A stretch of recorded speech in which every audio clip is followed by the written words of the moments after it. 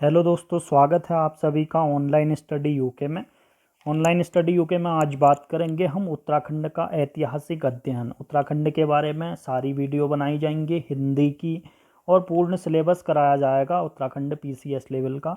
तो आप बने रहिए हमारे साथ। और अगर आप हमारे चैनल में नए हैं तो सब्सक्राइब करें ऑनलाइन स्टडी यूके को। तो आगे को बढ़ते हैं बिना समय गवाए ही। तो उत्तराखंड का ऐतिहासिक अध्ययन, ठीक है। उत्तराखंड का इतिहास जानने के स्रोतों के बारे में आज इस वीडियो में बात करेंगे हम। क्या क्या हैं परीक्षा की दृष्टि से महत्वपूर्ण पॉइंट हम आपको बताएंगे कौन कौन से हैं करके, ठीक है। तो आइए बात करते हैं। तो उत्तराखंड का जो इतिहास है, ठीक है, उत्तराखंड का जो इतिहास है उतना ही पुराना है जितना कि भारत का इतिहास। राज्य के कई स्थानों से प्राप्त जो ऐतिहासिक अवशेष प्राप्त हुए हैं, जिनमें शिलालेख हैं, ठीक है, शिलालेख हैं, गुहालेख हैं, सिक्के हैं, लिपियां, मृदभांड जैसे बर्तन आदि, ठीक है। और जिनके मिलने से उत्तराखंड का जो इतिहास है समृद्ध माना जाता है, पूर्ण समृद्ध माना जाता है, ठीक है। इसके बाद आता है महाजनपद काल, ठीक है। महाजनपद काल की बात करें, महाजनपद काल में महाजनपद काल मौर्यकालीन जो शासक थे, मौर्य के जो मौर्यकालीन शासक थे वो थे अशोक, ठीक है, महान अशोक थे। तो एक स्तंभ लेख इनका जो अशोक का स्तंभ लेख मिला है कालसी देहरादून से, ठीक है, चक्राता के पास है कालसी देहरादून। यहाँ से यमुना नदी के किनारे, ठीक है। तो यहाँ से क्या मिला है, कालसी शिलालेख मिला है देहरादून से मौर्य शासक अशोक का, ठीक है, प्राप्त हुआ है, जिससे ये पता साफ हो जाता है कि उत्तराखंड में मौर्यों का शासन था, ठीक है। मौर्यों के शासन के अंतर्गत उत्तराखंड आता था, ठीक है। इसके बाद हम बात करेंगे गुप्तों के बाद, ठीक है। मौर्यों के बाद गुप्त, ठीक है, गुप्त आते हैं। गुप्तों के बाद हर्षवर्धन यानी कि वर्धन वंश, ठीक है। हर्षवर्धन कौन से, वर्धन वंश के। तो उनके बाद आए मुस्लिम शासक, ठीक है। उसके बाद आए मुस्लिम शासक, इन्होंने क्या करा, ठीक है। मुस्लिम शासकों के बाद जो मुगल शासक आए, अकबर और जहांगीर ने भी उत्तराखंड की यात्रा करी है करके उल्लेख मिलता है, ठीक है। और अंग्रेजों के आने के बाद उत्तराखंड का विकास का पहिया चला, ठीक है। उन्होंने, अंग्रेजों ने ही जो वास्तविक विकास किया उत्तराखंड में, वो वास्तविक विकास उत्तराखंड में अंग्रेजों द्वारा ही किया गया। उन्होंने उत्तराखंड में कई जगहों पर हिल स्टेशनों की स्थापना की, जैसे ग्रीष्मकालीन उन्होंने उनको निवास स्थान बनाया अपना, जैसे नैनीताल, ठीक है, मसूरी, रानीखेत आदि में। इसके बाद उत्तराखंड के इतिहास के विभिन्न स्रोत हैं, ठीक है। विभिन्न स्रोत कौन कौन से हैं, ऐतिहासिक स्रोत की बात करते हैं। ऐतिहासिक स्रोत जो है, सबसे पहला है लिखित रूप में, और दूसरा है पुरातात्विक अवशेष। पुरातात्विक अवशेष की बात करें तो पुरातात्विक स्रोत, दूसरा है पुरातात्विक स्रोत कौन से हैं, प्राग ऐतिहासिक सामग्री और आद्य ऐतिहासिक सामग्री। प्राग ऐतिहासिक सामग्री में क्या आता है, ठीक है। तो इस काल की जो प्रमुख सामग्री के अंतर्गत क्या आते हैं, प्रमुख पाषाण, ठीक है, पाषाण उपकरण आते हैं, पत्थर के उपकरण, ठीक है, और शैलाश्रय आते हैं, ठीक है, शैलाश्रय आते हैं। और इस काल में प्राप्त जो उपकरण थे वो हस्तकुठार, ठीक है, छुर, छिद्रक, कत्तर यानी कि कपड़ा आदि थे, ठीक है। जो कालसी, अलकनंदा घाटी, अल्मोड़ा, चमोली और गढ़वाल आदि स्थानों से प्राप्त हुए हैं, ठीक है, प्रागैतिहासिक सामग्रियां। फिर आती हैं आद्य ऐतिहासिक सामग्रियां। आद्य ऐतिहासिक जो सामग्रियां हैं वो तीसरी ईसा पूर्व से प्रारंभिक ऐतिहासिक काल से के प्रारंभ होने तक का जो काल है वो आद्य ऐतिहासिक काल कहलाता है, ठीक है। आद्य ऐतिहासिक काल में, इस काल में जो भौतिक स्मारक, ताम्र एवं लौह उपकरण, चित्रित धूसर, मृदभांड आदि शवागार के रूप में प्राप्त हुए हैं। जिनमें कहाँ कहाँ से प्राप्त हुए हैं, बनकोट से प्राप्त हुई हैं मूर्तियाँ, ठीक है, ताम्र मूर्तियाँ, मानवाकृतियाँ तथा थापली तथा पुरोला।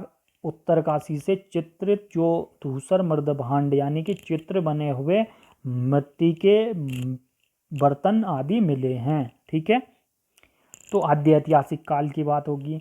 इसके बाद आता है ऐतिहासिक सामग्री। ऐतिहासिक सामग्री में आता है पुराभिलेख, ठीक है। ऐतिहासिक सामग्री कौन कौन सी, थी पुराभिलेख। पुराभिलेख की बात करें तो अशोक का जो कालसी शिलालेख, ठीक है, कालसी शिलालेख है, वो बड़वाला इष्टिका लेख, त्रियुगी नारायण विष्णुमूर्ति लेख आदि के अतिरिक्त विभिन्न शिलाओं, शक्ति स्तंभों, प्रतिमा पीठिकाओं, ताम्रपत्रों तथा कांस्य घंटों पर उत्कीर्ण पाए गए पुराभिलेख इतिहास के अत्यंत महत्वपूर्ण स्रोत हैं। ठीक है, ऐतिहासिक स्रोत, ऐतिहासिक सामग्री में पुराभिलेख की बात करें तो उनमें आते हैं शक्ति स्तंभ आते हैं, प्रतिमा पीठिकाएं, ताम्रपत्र, कांस्य घंटे में उत्कीर्ण पाए गए पुराभिलेख इसमें हैं। ठीक है, और ये कहाँ से, अशोक का कालसी शिलालेख माना जाता है, एक बड़वाला अष्टिका लेख माना जाता है और एक त्रियुगी नारायण विष्णुमूर्ति लेख माना जाता है।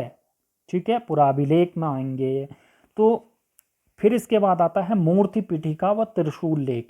ठीक है, मूर्ति पीठिका व त्रिशूल लेख आता है। जो मूर्ति पीठिका मिली है वो मिली है देवलगढ़ तथा कोलसारी से मिली है। ठीक है, मूर्ति पीठिका देवलगढ़ और कोलसारी से मिली है, और गोपेश्वर तथा बाड़ाहाट से त्रिशूल लेख मिले हैं।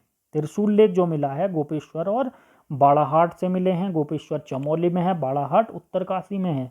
ठीक है, और जो गोपेश्वर के जो रुद्र शिव मंदिर से त्रिशूल लेख मिला है। ठीक है, त्रिशूल लेख मिला है गोपेश्वर से, जो गोपेश्वर का रुद्र शिव मंदिर है वहाँ से त्रिशूल लेख मिला है। और दो राजाओं का है वो जो, ठीक है, दो राजाओं का है ये, किस किस का है, एक नागपत्ति नाम का है और एक अशोक चल्य का है इस त्रिशूल लेख। ठीक है, इन दोनों राजाओं का, ये काफ़ी महत्वपूर्ण क्वेश्चन है कि कौन कौन से राजाओं का नाम मिला है। तो एक नागपत्ति नाम का है, एक अशोक चल्य का त्रिशूल लेख कहाँ से मिला है, गोपेश्वर के रुद्र शिव मंदिर से मिला है, जो वर्तमान में चमोली में है। ठीक है, इसके बाद नेक्स्ट है मुद्राएं। ठीक है, मुद्राएं की बात करें, मुद्राएं इतिहास जानने की महत्वपूर्ण स्रोत होती हैं।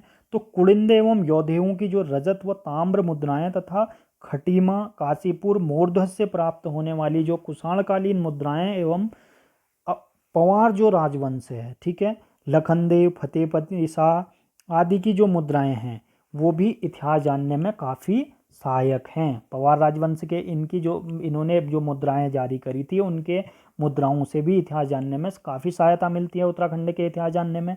ठीक है, कुड़िंदों एवं योधेयों की रजत ताम्र मुद्राएं, खटीमा, काशीपुर, मोरध्वज से कुषाणकालीन मुद्राएं, ये चीज़ें हमें मुद्राओं के बारे में ज्ञान प्राप्त करती हैं। मुद्राओं से ही हमें इतिहास जानने में सहायक होती हैं। ठीक है, मुद्राएं ही। इसके बाद हम स्मारक तथा कलाकृतियों से हम इतिहास जानने की इतिहास जानते हैं। तो उत्तराखंड का, तो ये कहाँ कहाँ है, टोंस यमुना नदी, जो यमुना घाटी में जो काष्ठ मंदिर अवशेष मिले हैं वो स्मारक हो गया। ठीक है, वो कलाकृतियाँ जैसे बड़वाला व देवढुंग की इष्टिका भित्तियाँ कलाकृतियों में आई। पलेठी व कटारमल का जो सूर्य मंदिर है अल्मोड़ा के निकट वहाँ, तो ये स्मारक और कलाकृतियाँ हमें इतिहास के बारे में जानकारी देती हैं उत्तराखंड के। ठीक है, इसके बाद हमारी बात आती है साहित्यिक स्रोत। इसके बाद, इससे पहले हमारा समकालीन चित्रकारिता भी, ठीक है, उस समय की जो चित्रकारिता थी, मौलाराम तोमर आदि महान चित्रकार थे यहाँ के, गढ़वाल चित्रकला शैली के, तो उनसे भी हमारी उनकी किताबें, उनके लेख आदि हमें काफ़ी, उनके चित्र आदि हमें जो संग्रहालयों में मिलते हैं चित्र, तो उनसे भी हमें उत्तराखंड के काफ़ी ज्ञान प्राप्त होता है, उत्तराखंड का ऐतिहासिक ज्ञान। ठीक है, इसके बाद आता है साहित्यिक स्रोत क्या हैं। साहित्यिक स्रोत इतिहास जानने के उत्तराखंड के क्या हैं। ठीक है, पहले आता है धार्मिक स्रोत। धार्मिक स्रोत में आता है जो उत्तराखंड को जानने के साहित्यिक स्रोतों में धार्मिक साहित्य के जो अंतर्गत जो सर्वप्रथम ब्राह्मण साहित्यात में निर्देश मिलते हैं। ठीक है, ऐत्रेय ब्राह्मण में उत्तराखंड क्षेत्र के लिए उत्तर कुरु शब्द का प्रयोग किया गया है।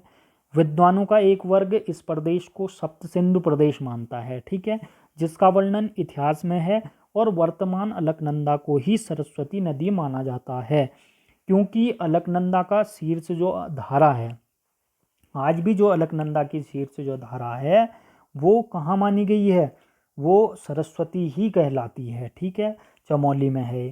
तो महाभारत के आदि पर्व जो शकुंतलोपाख्यान, जो सभा पर्व का जो दिग्विजय पर्व एवं उपनयन पर्व तथा वन पर्व आदि की तीर्थ यात्रा पर्व इस क्षेत्र की ऐतिहासिक, भूगोल और धार्मिक तथा आर्थिक पक्ष को जानने में जो भूगोल और आर्थिक पक्ष को जानने में महत्वपूर्ण स्रोत है। इनसे काफ़ी हमें इतिहास जानने में, उत्तराखंड के इतिहास जानने में सहायता मिलती है।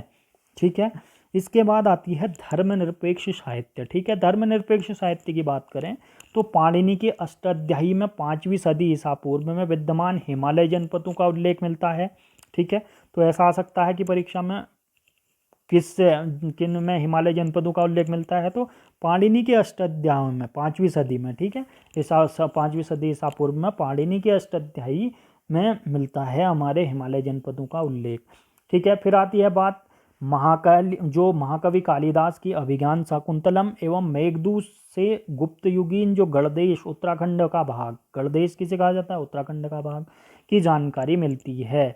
ठीक है, कालिदास के लेखन में दुष्यंत और शकुंतला के प्रेम प्रसंग का भी वर्णन है जो कर्णाश्रम से जुड़ा है। कर्णाश्रम कहाँ है, मालिनी नदी के तट पर स्थित है कर्णाश्रम। ठीक है, काफ़ी महत्वपूर्ण क्वेश्चन है ये भी। कर्णाश्रम कहाँ पर स्थित है, तो ये किस नदी के तट पर स्थित है, तो मालिनी नदी के तट पर स्थित है कर्णाश्रम। ठीक है, जहाँ पे भरत का जन्म, दुष्यंत और शकुंतला प्रेम प्रसंग हुआ था, और भरत का जन्म स्थान भी है ये। ठीक है, जिनके नाम पर हमारे देश का नाम भारत पड़ा। ठीक है, महाभारत जो महाराजा सुदर्शन शाह की जो कृति सभासार, ठीक है, सभासार में गढ़ नरेशों की वंशावली मिलती है। कवि मौलाराम तोमर के जो हिंदी ग्रंथ तथा मियाँ प्रेम सिंह द्वारा लिखित जो गुलदस्त तारीखे कोह के टिहरी गढ़वाल से भी राज्य की जानकारी मिलती है इनसे। ठीक है, फिर आता है लोक साहित्य। लोक साहित्य में इस राज्य में प्रचलित लोक गाथाएं जिन्हें स्थानीय भाषा में क्या कहते हैं, पावड़ा कहते हैं, भड़ों तथा जागर आदि पाए हैं जो लोक साहित्य हैं। लोक साहित्य के जो अच्छे स्रोत हैं ओकली तथा गैरोला के हिमालयन फोकलोर की जो इतिहास पूरक गाथाओं को से भी प्राप्त कर सकते हैं हम इनको। ठीक है, ओकली तथा गैरोला ने लिखी है हिमालयन फोकलोर की इतिहास पूरक गाथा। ठीक है, और इसके बाद आता है विदेशी साहित्य। विदेशी साहित्यों से क्या मिलता है, 7वीं सदी में भारत आए चीनी यात्री हेनसांग के यात्रा वृत्तांत सीयूकी में जो मध्य हिमालयी राज्य ब्रह्मपुर तथा सुवर्ण गोत्र देश का उल्लेख मिलता है, जिसकी पहचान वर्तमान उत्तराखंड के रूप में की गई है। तो उत्तराखंड का रूप के हेनसांग ने क्या क्या वर्णन किया था, तो उसने कहा था सीयूकी में, अपने किताब सीयूकी यात्रा वृत्तांत में क्या कहा था उसने, ब्रह्मपुर तथा सुवर्ण गोत्र कहा था इसको, उत्तराखंड को। ठीक है, तो इसमें आपको स्टडी पॉइंट की नोट करने वाले जो बातें हैं, तो जो रुद्रप्रयाग का जो प्राचीन नाम है वो वर्तमान में प्राचीन नाम था वो पुनाड़ था। वर्तमान में पुनाड़ गांव जो है रुद्रप्रयाग के नज़दीक स्थित है। हेनसांग ने मोरधज को मोयुला के नाम से संबोधित किया। वर्तमान बैजनाथ, बागेश्वर, गरुण घाटी, सोमेश्वर का जो क्षेत्र है मध्यकालीन कत्यूरी वंशी शासक का शासन क्षेत्र था ये। ठीक है, ऋषिकेश का पूर्व नाम कुब्जाभर्मक है, और ऋषिकेश का जो पूर्व नाम था वो था कुब्जाभर्मक का के नाम से जाना जाता था। गढ़वाल जो है कुमाऊं का पूर्व नाम कृतपुर और ब्रह्मपुर था। ठीक है, गढ़वाल का कृतपुर और ब्रह्मपुर भी कहा जाता था। तो गढ़वाल को जो बद्रिकाश्रम तथा केदार मंडलम के नाम से जाना जाता था इसे गढ़वाल को। हर्षवर्धन के उत्तराखंड भ्रमण की चर्चा हर्षचरित में मिलती है। बहुत महत्वपूर्ण है, किस में मिलती है, तो हर्षचरित में मिलती है, और बाणभट्ट द्वारा लिखित है हर्षचरित। ठीक है, केदारनाथ को प्राचीन ग्रंथों में मरंगतुंग, ठीक है, मृगतुंग के नाम से जाना जाता था। ठीक है, केदारनाथ। तो लगातार वीडियो पाने के लिए हमारे चैनल को सब्सक्राइब करें, ऑनलाइन स्टडी यूके को, और वीडियो देखने के लिए धन्यवाद। अगर आपको किसी भी टॉपिक में वीडियो चाहिए या आपको कोई डाउट है तो हमें बेझिझक कमेंट बॉक्स में कमेंट करें, और हमें हमारी वीडियो अच्छी लगी तो लाइक ज़रूर करें, और चैनल को सब्सक्राइब करें, और वीडियो शेयर ज़रूर करें। धन्यवाद।